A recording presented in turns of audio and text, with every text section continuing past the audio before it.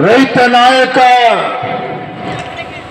ಹುಟ್ಟು ಹೋರಾಟಗಾರ, ಚಲದಂಕ ಮಲ್ಲ,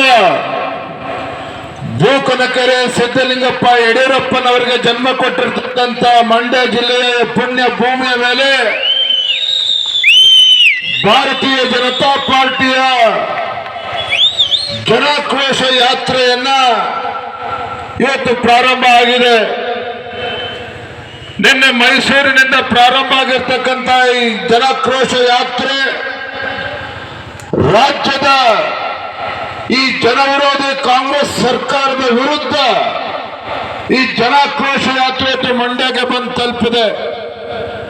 ಈ ಸಂದರ್ಭದಲ್ಲಿ ನಮ್ಮ ಪಕ್ಷದ ಎಲ್ಲ ಹಿರಿಯ ಮುಖಂಡರು, ವಿರೋಧ ಪಕ್ಷದ ನಾಯಕರು, ಮಾಜಿ ಮುಖ್ಯಮಂತ್ರಿಗಳು, ಮಾಜಿ ಸಚಿವರು, ಶಾಸಕ ಮಿತ್ರರು, ಶಾಸಕರು ಎಲ್ಲರೂ ಕೂಡ ಈ ಜನಾಕ್ರೋಶ ಯಾತ್ರೆಯಲ್ಲಿ ಎಲ್ಲರೂ ಕೂಡ ಭಾಗವಹಿಸಿದ್ದಾರೆ. ಅದೇ ರೀತಿ ಮಂಡ್ಯ ಜಿಲ್ಲೆಯ ನಮ್ಮ ಮಾಜಿ ಸಚಿವರಾಗಿರ್ತಕ್ಕಂಥ ನಾರಾಯಣಗೌಡರು, ಭಾರತೀಯ ಜನತಾ ಪಾರ್ಟಿ ಅಧ್ಯಕ್ಷ ಆಗಿರ್ತಕ್ಕಂಥ ಇಂದ್ರೇಶ್ವರು, ಮಾಜಿ